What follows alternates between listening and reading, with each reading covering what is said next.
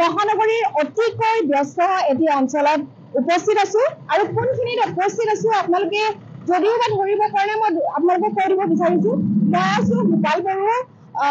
যিখন হাই secondary school সেই স্কুলখনৰ ঠিক সন্মুখত ঠিক তলতে মই আছো আৰু এফালৰ পৰা যদি চাবলৈ যাওঁ কিছু দূৰতে আমি দেখিম যে সেইখন দিছপুৰ কলেজ তাৰ পাছত এই পথটো চাওক কেনেকুৱা অৱস্থাত এই পথটো আছে আমি 12 মাহে এই পথটো এনেধৰণে দেখিছো এয়া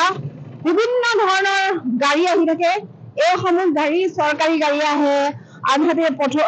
যিসকল বজাৰ কৰিব আহিলে মুঠতে সদা ব্যস্ত অত্যন্ত ব্যস্ত এই পথটো আৰু লগতে ইয়াৰ সন্মুখতে কিছু দূৰত এখন দিছপুৰ থানাখনো আছে গতিকে এখন এটা অতি ব্যস্ত পথ আৰু এইটো বাৰিষা হলে কেনে অৱস্থা হয় এইখনে নদী বৈ যায় ইয়াৰে এবাৰ খান্দে এবাৰ ভাল কৰে এবাৰ খান্দে এবাৰ ভাল কৰে কিন্তু এই যে খান্দি থৈ গ'ল এই যে ডাঙৰ ডাঙৰ গাঁতখিনি এই গাঁতখিনি আজিলৈকে ভালে নহল চাওকচোন এখন গাড়ী যাব নোৱাৰে এই গাড়ীসমূহ চাওক কেনেধৰণে গৈ আছে ইমান বিপদ সংকুলভাৱে এই মহানগৰীৰ সদা ব্যস্ত পথটো এই যাত্ৰীসকলক লৈ কেনেধৰণে গৈ আছে এই টেম্পুসমূহ কেনেধৰণে চলি আছে পানীৰ গাড়ী মানুহৰ গাড়ী স্কুটাৰ বাইক সকলোখিনি পানী চব পৰি গৈছে পানী একদম ৰাস্তা বেয়া হৈ আছে অসুবিধা বহুত ইয়াতে অসুবিধা নহয় এক্সিডেণ্ট হয় বাইকে এনে বাইক পৰি গৈছে ইয়াত এক্সিডেণ্ট নহয় বছৰ হ'ল এইটো বেছি হ'ল আৰু ইফালে নদী বৈ যায় ন ইয়াত মানে পানীটো বৰষুণ দিলেতো একদম বহুত বেয়া বৰষুণ দিলে ইয়াত মানে বহুত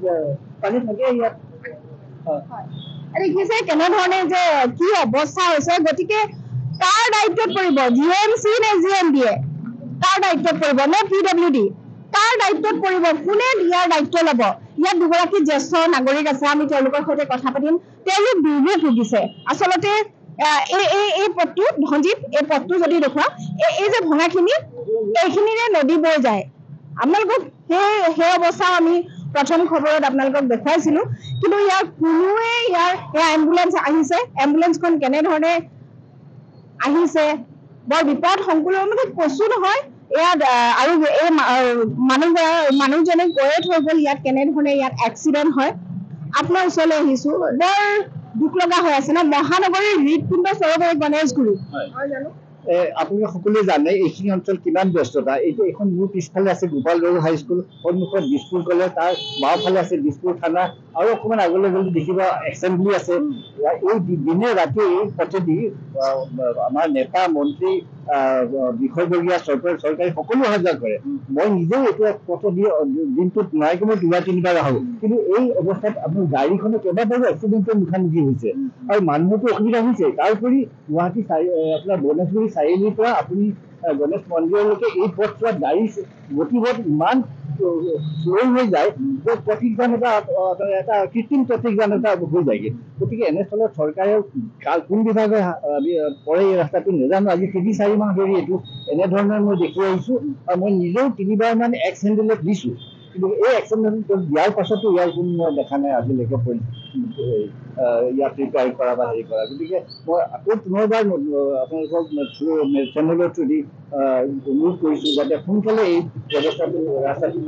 মেৰামতি কৰাৰ ব্যৱস্থা লওক আপুনি স্থানীয় বাসিন্দা হয়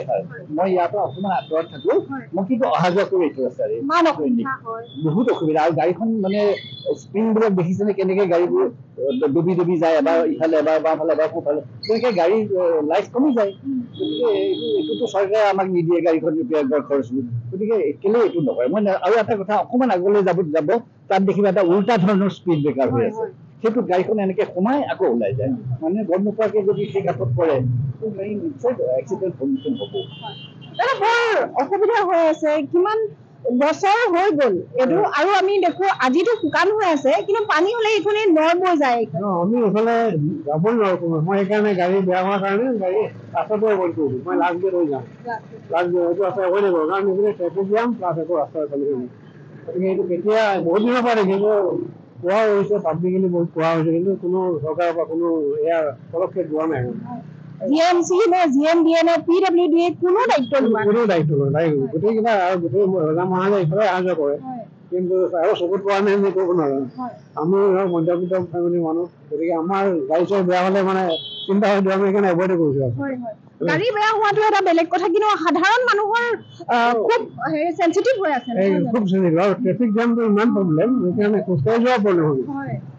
যিমান সোনকালে চৰকাৰে কিবা এটা ব্যৱস্থা লয় আমি তাকে আশা কৰিছো ধন্যবাদ তেওঁলোকে সেই কথাটোকে কৈছে যে কিমান অসুবিধা হয় এইখিনিত আৰু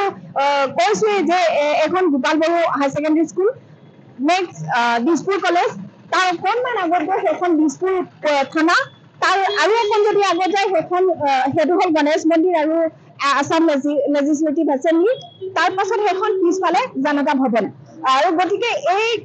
ইমান হাই প্ৰফাইল এই অঞ্চলটো তাৰ মাজত এনেকুৱা এটা পথ এনেধৰণে পথটো মেৰামতি নকৰাকে যে ৰাখিছে কোন ডিপাৰ্টমেণ্টে ইয়াৰ দায়িত্ব ল'ব যোন ডিপাৰ্টমেণ্টৰে দায়িত্ব নহওক এই দায়িত্ব সোনকালে সামৰিব লাগে এই দায়িত্ব সোনকালে সামৰি লৈ তেওঁলোকে নিজৰ বুলি ভাবি লৈ এই পথছোৱা যাতে সোনকালে ভাল কৰে তাকে সকলোৱে কামনা কৰিছে